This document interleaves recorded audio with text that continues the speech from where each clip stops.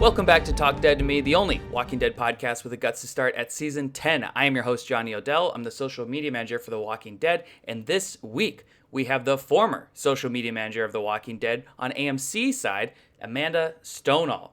Now, for those who don't know, AMC and Skybound have sort of had a contentious relationship over the years. There's been various lawsuits and other things that have sort of prevented us from really gelling, at least publicly. AMC's account used to be run by an agency, meaning they were very stiff and buttoned up. And then Amanda came in around 2017 or so, and she started making it fun, which was sort of my thing. You know, I always saw AMC's account as the parent account, the sort of boring, like, please watch on Sunday, you know, kind of account. Whereas I could sort of go under the radar and just be funny and reference sports memes and other kind of memes and really anything else and try to, like, be as fun as possible. So when Amanda came in, she actually started making it fun as well. And their account was really awesome all of a sudden, and it honestly made me mad at first. I didn't know who was running it, and I was like, oh, they're just stealing my thing. But really, I think she just brought a really great flavor to the brand. I ended up meeting her last year at San Diego Comic-Con. We exchanged notes, and from then on out, our accounts finally began to gel and interact with each other. So despite any tumultuous things happening behind the scenes, Skybound and AMC's account were finally getting along. So anyway, we're going to be talking to the woman behind that account for those years, Amanda Stoneall, right now. Over 100 people got COVID from that concert. They had an outdoor concert, no mask. Imagine risking your life for Smash Mouth. Yeah, no, I can't imagine. Yeah, no. All right, so Amanda, where did you grow up? Did you grow up in New York? I did not. I was born in California, and I moved to Wisconsin at a very young age, and so I'm technically a Midwesterner, but I don't count it. But I'm a Californian at heart forever. Santa Monica Hospital, what up? What? Shout out. But I've been in New York for 9 years. What was your upbringing like? What's the family situation looking like? I'm very fortunate to have a very loving, supportive family who were constantly reinforcing how much they loved us, how much they supported us. My parents are still together.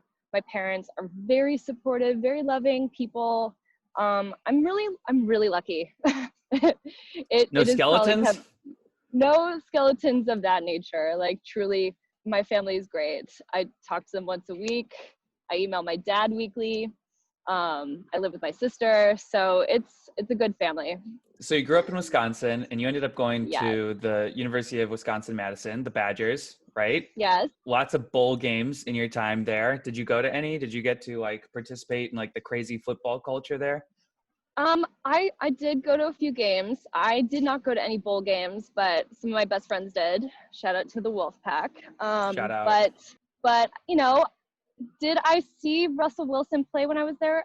I don't think so, but will I still lay claim to him? Absolutely. As you should. And Sierra. Why not?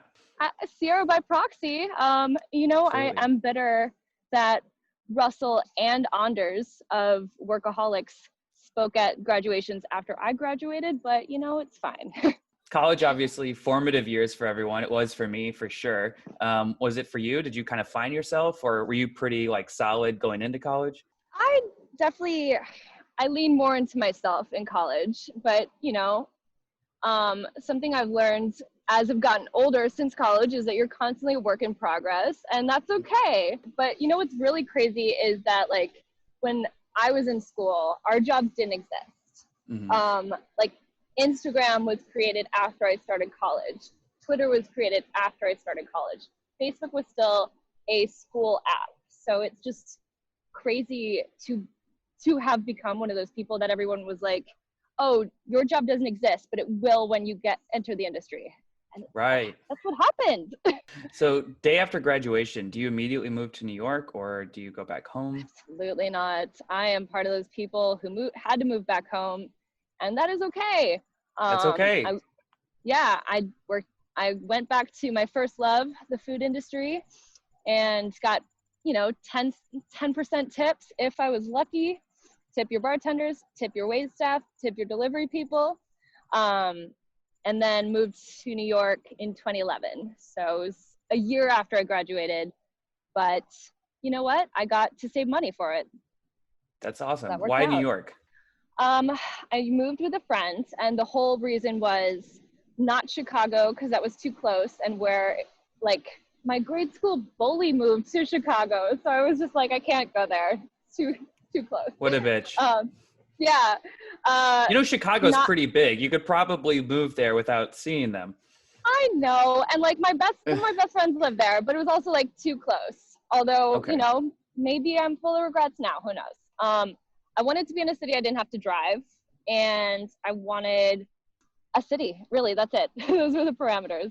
And even Chicago is a huge city that you kind of need to drive. And like, I knew I wanted to come back to LA maybe one day, but that was not on the list, obviously. All right. So you're in New York, and what's your first job out there? My first job was a small media company that was it was kind of a offshoot of 18 to 30 somethings, like alternative to Maxim, an alternative to to Teen Vogue, kind of that. It was trying to be in that vein. Mm-hmm. And it was there that I really got into Instagram, learned about Pinterest because Pinterest came out around that time. I got a lot of free shit while I was there, so that was fun. I got to go to a bunch of parties. I loved that. It was the perfect first time in New York, first job in New York, because I got to be in the scene naturally. According to your LinkedIn, Melissa Alto says you're an absolute pleasure to work with in 2013. Is that true? Are you an absolute pleasure to work with? What do you think? Because I think so. You and I single-handedly repaired or attempted to repair the AMC and Skybound relationship, Rick and Negan style. If they had actually repaired their friendship and working relationships, that's what it would have been like. We're like the separated children of divorced parents or something. I don't really know the proper metaphor. Right. We were like okay, that. We know that things are legally not kosher right now, but the kids can still have fun in the playpen.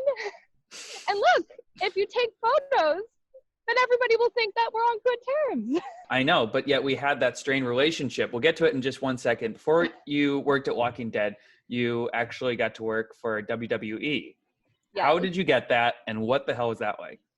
I got the WWE gig. I've gotten most of my gigs, except the current one I have, which is I had a recruiter reach out to me on LinkedIn. This is why LinkedIn profiles are legit. You update those keywords. Those keywords are legit. They reached out to me, and I grew up being aware of WWE. I don't have any brothers, so I wasn't watching it ever, but I watched UPN and WB shows, and SmackDown used to be on that network. And so I was aware of the commercials. I obviously knew who The Rock was. I loved The Rock at the time. So the bedrock, the very basement level knowledge. If we're going that far, then technically it should have been Hulk Hogan, but he wasn't top of mind at the time. Right, yeah.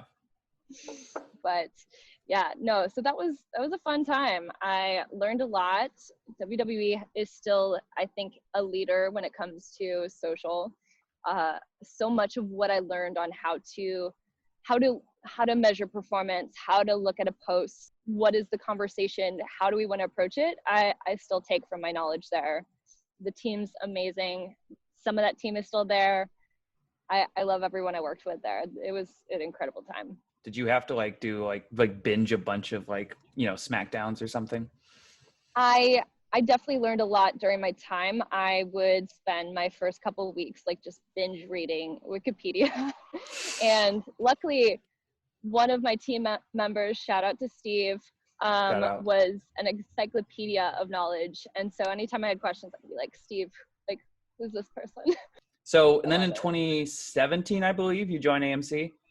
Yes. Okay, so What is your job there immediately? Is it just the AMC main account, or do they put you on Walking Dead?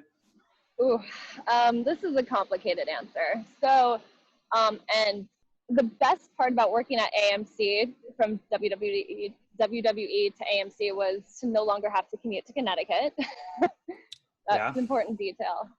No, at AMC, I was the first person they brought in internally. They had no team. They were using agencies. And so their intention was to build a team. And I was, I guess, the framework of that. When I started, I was working with the agency and basically overseeing all of AMC accounts. But really, The Walking Dead, at that time, it was August 2017, right before TWD 100, was the main one to worry about. Like, it was end of Fear season 3. A few other smaller shows were on, but it was TWD or bust. I noticed a difference because you can tell that they had an agency tweeting for them, because it was very like, The Walking Dead will come out this Sunday, please watch, and then all of a sudden it just turns into like this more like pop culture, awareness, and it's funnier and there's more engaged with fans and they're witty. I was like, fuck, that's my thing. That's the best thing. Cause it was like, I've always felt like the ugly stepchild of AMC at Skybound. For those who don't know, we, are the producers on the show. We don't necessarily make it, but anyway, you guys always have more followers and more this and that. So, but I try to be like the, spunky, like step kid. And I get to be like, I can be kind of like mean, or I can like reference random things or just do things out of context, kind of like follow the Wendy's path. I wasn't looking at Wendy's. Wendy's just happened to be doing the same thing as I was. And I think that's now caught on, like Fall Guys and a bunch of other Twitter accounts. But oh yeah, and like Netflix incorporating the first person, that really took off after all that. It's crazy to look back at it. So when were you allowed the freedom to start sort of being a little bit more fun with it? It took me a little bit because, truthfully, as a Walking Dead fan, I was like many lapse fans, not prolapse. Lapse fans, yeah. I was like many Labs fans, in that Yeah. I gave up after in the middle of season 4. I hated the governor's storyline. Oh man. And I just was done with it. And so when I started, I literally binged 7 seasons in less than 2 months, like fully nonstop. And so with the agency working on it, coming from WWE to AMC, I had to relearn how to write, kind of. I wasn't really writing as much at WWE. So I had to feel comfortable for myself to take it over fully. And also we had the agency still kind of always on. So I was editing all of their writing, but I wasn't really fully taking it on, bringing in my persona, although all of those early memes, like, I can't even remember it. Fuck. Okay. There's a few early ones, but I would say I fully started writing for season 9. And what was your major in college? Communications. So Communications, I'm actually, same. Yeah. Yeah. Look at the rare people who do what they studied. Mine was actually media management. It was like under communication. So, and I just chose it because my dad like runs a TV station in South Carolina. So I just wanted to please him. But I now have media and manager. You chose it right away. Well, I had to. Like, my parents were like, you can't just flip flop and not know, and then like you spend like 2 extra years at school. Like, find a major and just do it. And I was like, okay. We'll see at UW, and I think they've changed things. But when I started, I was going to be a business major with a focus in marketing. But the business school is really hard, and I failed. I didn't get in. I failed at getting in. So that was my backup. And I didn't even get to take my major classes in my major until like junior, senior year. But then one of my classes was television, where we watched Jersey Shore in class. So no, I've never had a job interview where anyone's asked what your major or minor is. Like, there's so much stress in college about like credits and getting everything in on time and having a high GPA. None of it fucking matters. No one has ever asked what my GPA is. I had a few that asked me my GPA, but no way. I made it a point I made a point to get as many internships as possible. Like, I think I had 6 during my entire college career, because I was like, I need to offset the fact that I'm not magna cum laude, or like, I don't have honors in college. I'm smart, but not academic smart, and that's okay. I tried a business minor. after like the fucking finance, like 102 or something, I was like, I can't fucking do this. I think I'm dumb. I'm just like, this is not No, for finance is like marketed as like the sexy math no. of business, but it's like accounting was hard, and I heard finance was worse. Finance is fucking difficult, and accounting was difficult too. I'm just not great with numbers, but No, anyway, all right. accounting sucks. So at AMC, at this point, is your family like? You said they're really supportive. So are they psyched Yeah. about like your career at the time? Yeah, you know, they've been always very proud of what I do, and like I've been a hard worker. Like that's all I know. You know, I only Yeah. know to hustle. So even when I'm not working hard, I kind of feel like a failure in a way. It's like kind of a fucked up mentality, but I just know I always have to work hard and always have to prove myself. And I guess like that's the mentality I've had the entire time. But it's funny because I feel like I kind of manifested AMC in a way that like it's not anymore, but my former Facebook background like header was Sally Draper. So it's kind of like I was obsessed with Mad Men. I was obsessed with Breaking Bad. I obviously loved Walking Dead, even though I like didn't continue, but then I got back in easily. So I really was like a stan finally working at a place, unlike, no offense, WWE, where I was like constantly learning every day. I was like, oh no, like actually like this stuff. Yeah. I have a confession. I also had given up on Walking Dead, I think like in season 3 before I got the job. And so like Wow. way before. Yeah. I was only watching it because this girl I was into was really into it. And I needed like more leverage. I needed more like things to talk about. And then she was like fucking around with another dude. And I was like, all right, I'm gonna stop watching the show now. And I mean, I enjoyed it, but it's just like, there's like 1,000 shows out there. It wasn't a priority, you know? It wasn't like that it was a bad show. So when I got the job, I had to binge all of it. And I had to read all the comics as well, which is oh my God. difficult. See that? I told myself I was going to do that at one point. I didn't, and I will not. But I do remember when I first watched Walking Dead was in my old Hell's Kitchen apartment. And that's when, like, the first season, it just, there's no season like that first season. That first season cuts in so many ways. 100, it's so good.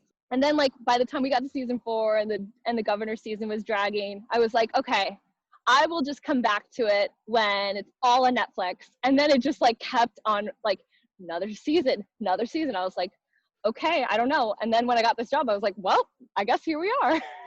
So let's play a fun game of if we were showrunner, and how we would change. Can we The also Walking give Dead. a shout out to Angela Kang being like such an important, respected showrunner, and really not getting the recognition I feel like she deserves. Like, first woman on a major show, like, and not even a white woman. Shout out to a woman of color getting the recognition she deserves. Like, I agree. I try to sing her praises as much as possible. I almost feel like we normalized her role so much. We were like, yeah, we don't need to talk about it, but it was also like, but no, not enough people are talking about it because it's still a novelty. Like, when Angela Kang is one of like 50, sure, let's not bring it up, but she wasn't. And I found that interesting. I agree. And she had been with the show since like season 2 or whatever, and she's written a ton of amazing episodes. So this game isn't like, let's shit on Angela Kang. She's doing an amazing job, obviously. I'm just saying, if we had the reins to the show, and let's say like we had AMC in our pocket and we could do whatever we wanted, how would we change it? I'll just start. I would switch it to 10 episodes a season. 16 is like, you're going to have at least 3 or 4 episodes that are complete bullshit, and that the fans completely feel it from like the first 5 minutes in. They're like, oh, it's one of these episodes. And then I'd probably get Daryl Wade, because it's been a decade, and he hasn't so much as like touched anyone. So I'm just, those are the 2 first things, like first day as president, that I'd probably do. What would you do? Okay, I would have shortened the governor storyline because it's too much. It's too much. I'm torn on that cannibal storyline because that's great. When I actually, binged 2 months, I did not know about that storyline. So I was shocked to discover it, but it also took too long to get there. So I would have shortened a bit of that so that we could have like really gotten that punch, and also like maybe milked that a little bit. I just felt like It was like lead up, train, cannibals, done. Yeah. I think season 3 was a perfect season for the governor. I think you could have done beginning, middle, end, easy. And then he blows up the prison, gets killed by Michonne. That's the season 3 finale. Season 4 opens with everyone spread out. And you can do that storyline. And then you get the cannibals and you get Terminus. And then you get to Alexandria by the end of season 5. I'm just trying to just break, just slim it all down. If you had read the comics, you would know the farms season, that whole storyline takes place in, I think, 3 issues, if that, like maybe 2.5. So we got, they go to the farm, it goes to, they go to the farm, and then Rick gets in a fight with Herschel, and they bounce to the prison, and that's it. Yeah, no, I mean, I liked how they introduced the farm, because it was a really nice way to introduce new characters. I like the farm. I also loved what they did with Judith. I wonder if there would have been a better way to have the Whisperers be more involved sometimes, I guess. I don't know where I'm trying to go with that. It's okay. Scrap that, maybe. Okay. I would have liked more flashbacks, too. Like, the flashbacks were such an essential part. And, we really got to learn about Michonne that way. And I think it was such a good tactic for explaining Alpha.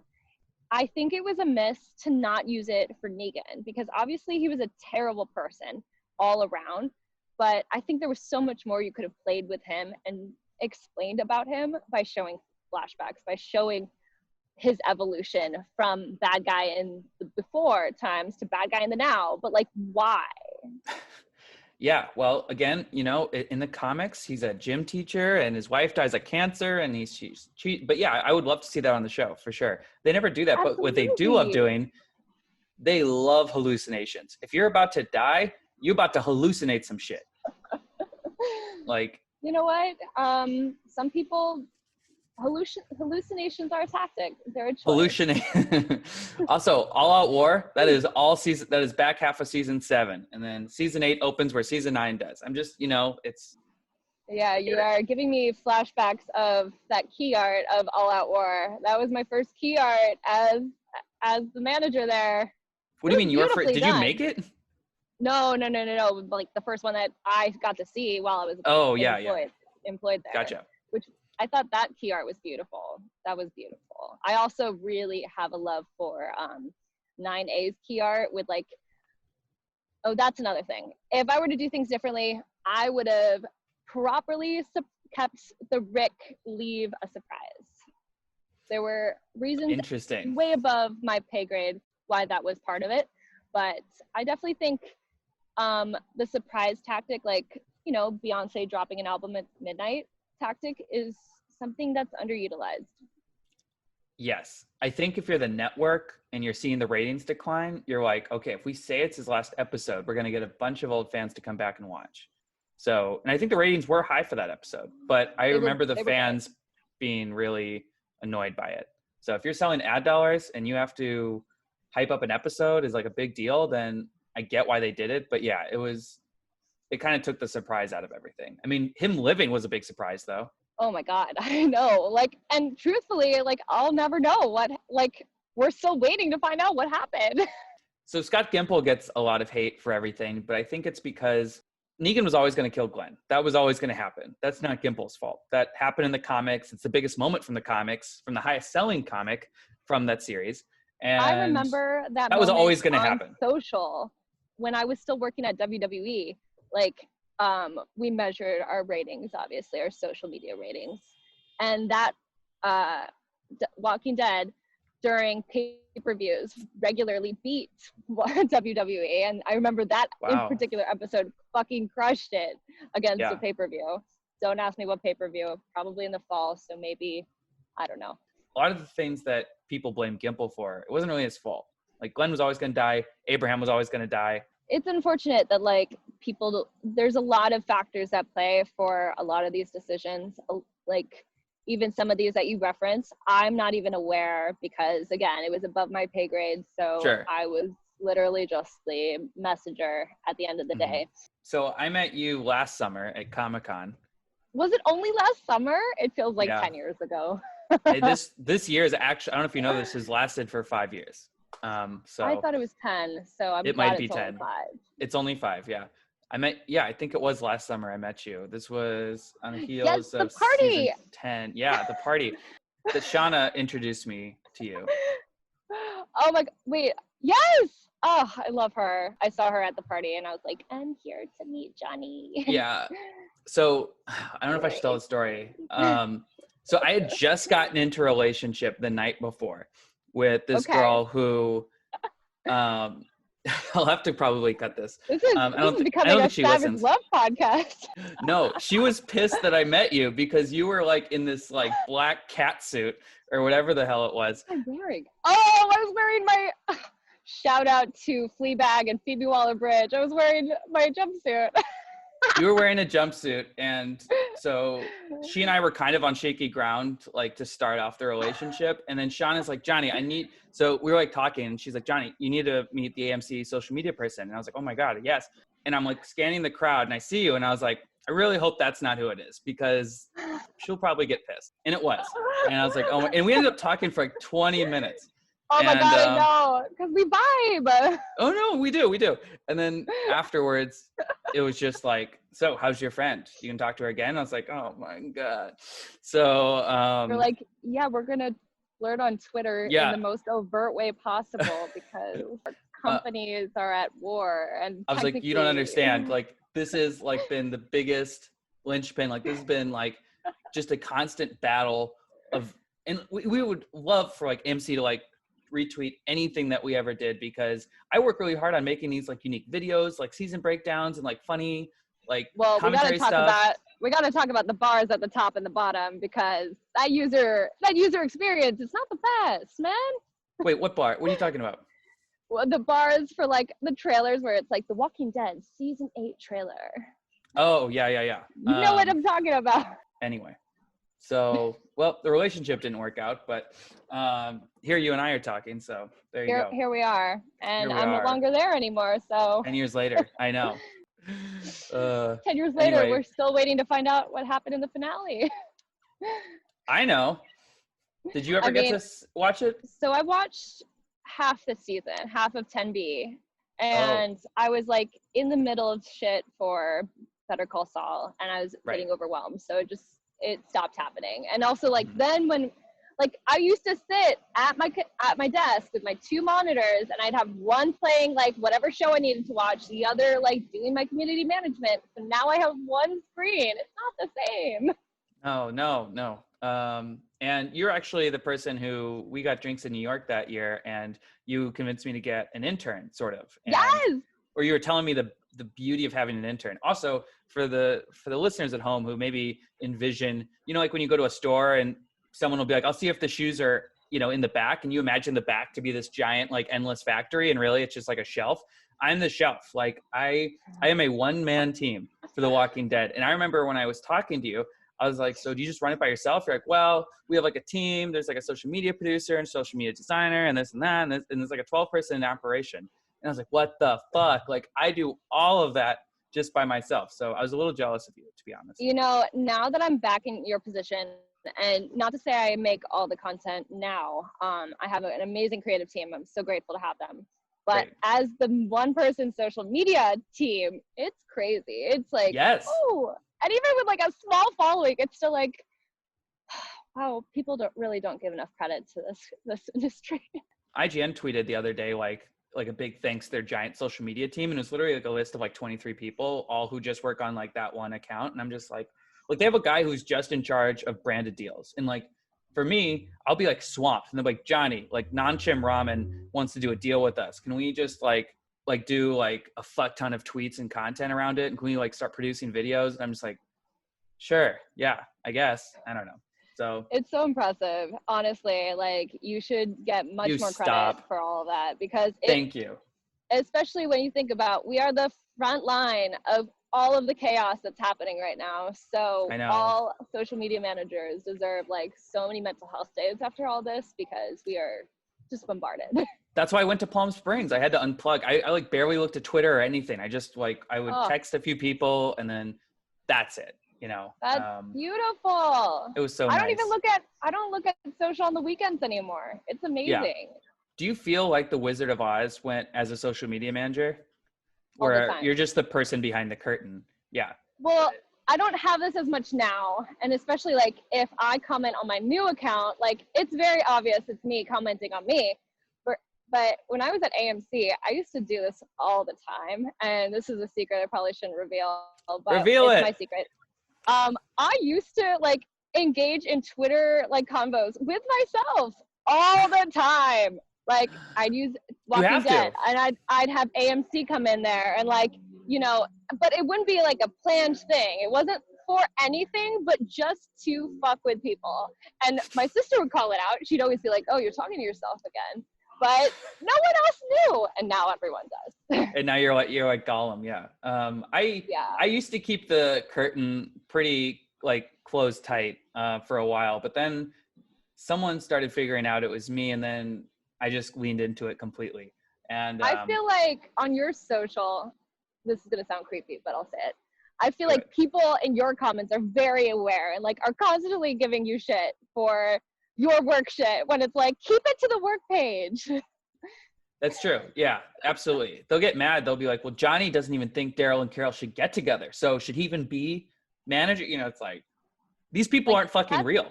Your opinion, and also like you have no control over that storyline. And also, no, they're best friends, and men and women can have platonic friendships, and it can be beautiful and sacred, and there's no sex or romantic interest involved.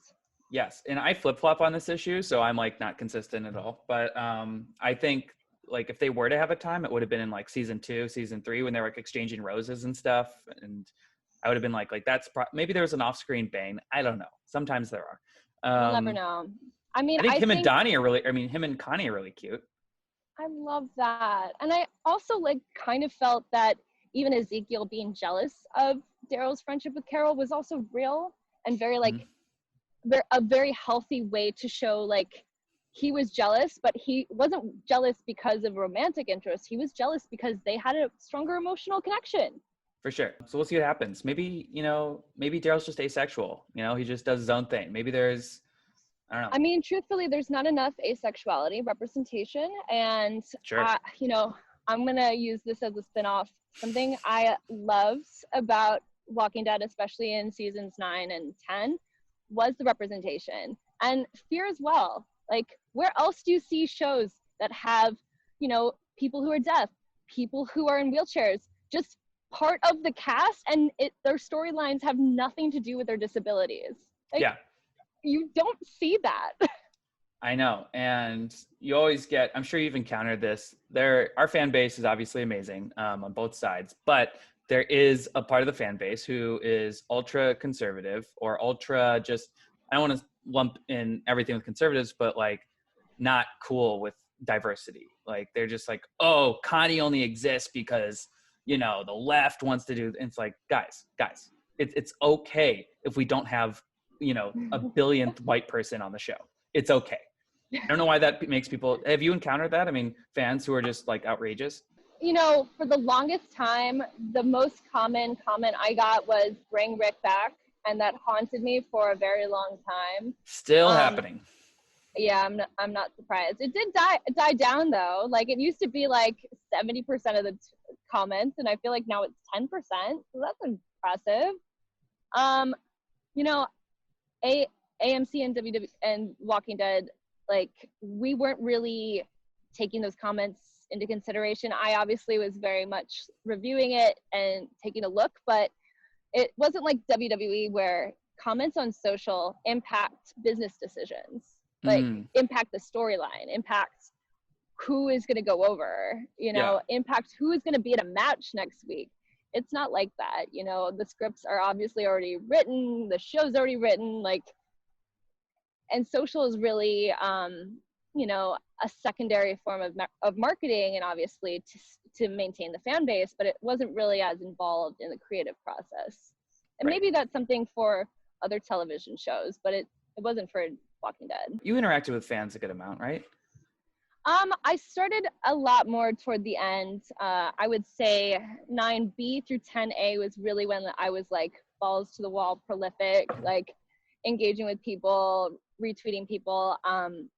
I noticed that commenting on Instagram was getting a lot more pops, so I would comment to people on Instagram. I'm a huge Twitter fan, so I'm always going to be super active on Twitter and engage with people there, especially because it was easy. I could comment to like 10 fans and it was like 10 minutes of work. Nothing. Yeah, You it's know? easy. And like, you know, unlike other, even in my current situation, in my current role, working at an app, I have anything and everything to use in terms of like reaction, GIFs, whatnot.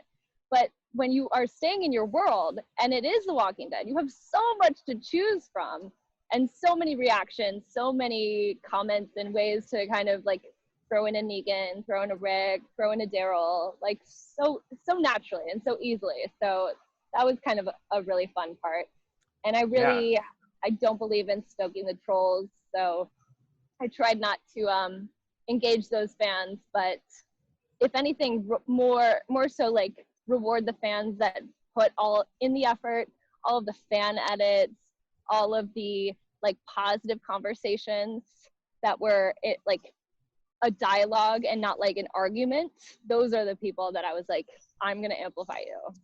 Yeah, that's great. Good fan behavior. You know, you got to reward that. And speaking of things being like kind of easy, like I'll spend weeks on like a video or writing and producing and editing like this video that'll take a while and it'll get like some traction. And then I'll post like 2 pictures of Rick, one with the beard and one without. And I'd be like, you know, which Rick do you like? Or like pick a Rick. And then it gets like 1 billion likes and like retweets. And I was like, I should just do this from now on. I know. But you got to do the mix to like, I know. You know, mess with the algorithm and then really reward fans when you do that simple content. Or simple. I know it's not simple.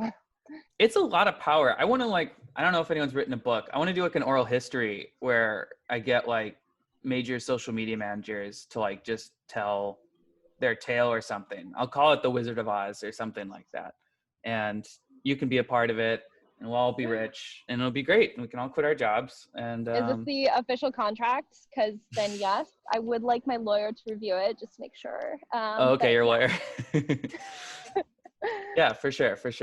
I love that. I definitely think there needs to be more conversation and just dialogue about it.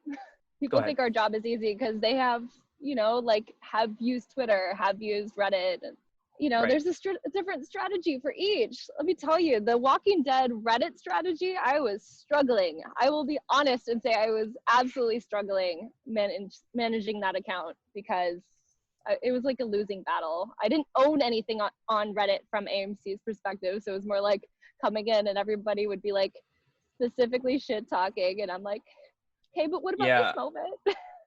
All right, so what was your favorite part of your job working at AMC? The fan reactions and the talent reactions. You know, it meant so much to me when talent were appreciative, when they like understood the significance of how to leverage social media. Shout out to Eleanor Matsura, who always was tagging the Walking Dead AMC handle for any promo content, and understood that, yeah, if you tag us, I'm going to share your post because that's how Instagram stories work. So I just always loved when the talent and the fans were really engaging because that's like the heart and the backbone of it, really. One of the things that gave me like an evil pleasure is that thank God we have the official @ of @The Walking Dead on everything. So yours is @The Walking. I know. But listen, you don't understand. Like you guys are like the behemoth, and we are forever in your shadow. So anytime someone will like quote The Walking Dead, even if it's like a random like outlet or something, and they're talking about it, you know, that's just the first thing that comes up because it's @The Walking Dead. So you gotta, no idea. You have to let me have that win. You have to let me have that win because we have nothing else. You guys have the whole show. You have access to the actors all the time. Like you can do it. You have full autonomy. On the flip side of that, anytime that would happen, and it was like an outlet like great. Our press team got access to, I'd have to be like, hey, make sure to tag the show handle, not the comic handle. Like, do your due diligence. Yeah. Or even I had to yell at, love the Twitter team, but I had to yell at Twitter when they tagged you guys instead of us for a Comic-Con like photo video thing. And I was like, love it. Guys, I'm not going to share it until you tag my handle. Like straight up. Yes, it was my handle in that moment. So I will say, I don't know what they're doing for Walking Dead AMC account now. It's kind of back to the strict, like, buttoned up thing. Like they're like a little bit more fun than before, but still, like, you like took it to new heights, and now it's like back down. So you did a great job. I want to say, Thank even you. though before I knew you, I hated you because I want your followers. I want I just want more people to see our account, because I like try really hard to like be like it's funny and, I mean, let me like tell you, I felt that way about engaging. how you guys had more followers than Fear. I Fear. was Well, very bitter about that. listen, I'm not the one who killed off Kim Dickens, so that's not my fault. I am a unique Fear fan in that I started Really? watching from season 4. Okay. So you haven't seen the But first 3? no, I didn't. Wow. But 4A was a masterpiece. It's great. I binged it in a week, and I don't do that with anything. Like, Yeah. even when I have to watch, I mean, obviously The Walking Dead, but like I had to. Like, I did not have to watch it that fast, and I did because it was so good. And the Fear cast were amazing people. Oh, they're great Like, people. they are exceptional. I met them a few times, and just like I was so impressed by all of them. They were just so sweet and so easy to get on with. I felt really bad for all of the harassment that Alexa, right? Charlie? Yep. Alexis, that she got for playing the villain in 4B, because she was a kid. She did not deserve any of that. And, she was really, I thought she was a stronger character sometimes than Carl. So, I mean, yeah, she really had an arc. It is kind of hard to forgive her for like killing like one of the main characters. understandable. I understand the loathing. Voldemort himself. But also, like, that you do need to separate, like, bullying a 13-year-old girl on the internet. Like, just the levels there. I love like shows, like I loved Game of Thrones so much, but I would never go out of my way to like diss anyone for like shipping someone I didn't agree with, or an actor who played a character I didn't like. Like, it's not the actor's fault. People are like, you bitch, like it's crazy. I wish people really understood how much goes into all these shows, because I also was on the naive path of not like bullying actors, but truly not understanding everything that goes into it. And it's just, there's so much to appreciate beyond just the acting, like the set decoration, the costuming, the makeup, like so many details go into making a television show that people like are easy, like disregard really easily. And all of that makes into the perfect like entertainment vessel that you're watching. Yeah. Vessel, whatever. So you're now working at Dashlane, which is like a password app. Are you enjoying it? I love working at Dashlane. Really? It's a weird, I really do. I absolutely miss having like a massive account.